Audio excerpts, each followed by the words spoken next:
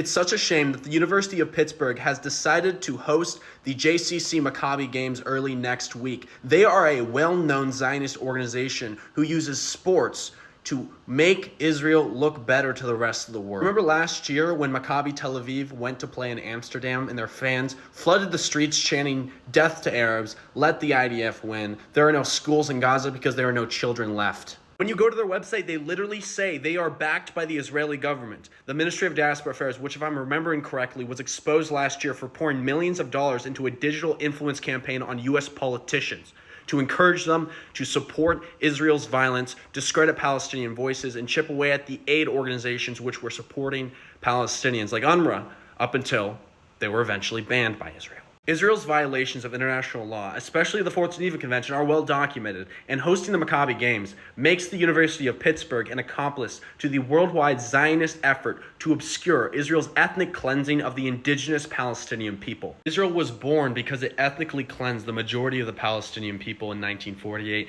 and continued to deny their rights till today. And at this moment, Israel and the United States are weaponizing food as bait to lure, especially women and children, to their deaths. The Maccabi Games are part of a growing trend of sports washing, where governments and institutions utilize international sporting events to enhance their images and conceal their misdeeds. Israel's apartheid and occupation policies have deliberately targeted Palestinian athletes and destroyed Palestinian sports infrastructure. For decades, Israel has interrogated and detained Palestinian athletes at checkpoints. They've denied them permits for movement and even shot teenage footballers in the legs to end their careers. Hosting the Maccabi Games will further silence Palestinian voices and all who oppose Israel's genocidal policies. When Pitt students began speaking out about a wide array of Israeli and Zionist crimes, the Pitt administration suspended their SJP chapter. When the history of this dark era is written, it will likely note how the University of Pittsburgh was among those who helped the current regime suppress its own students' constitutional rights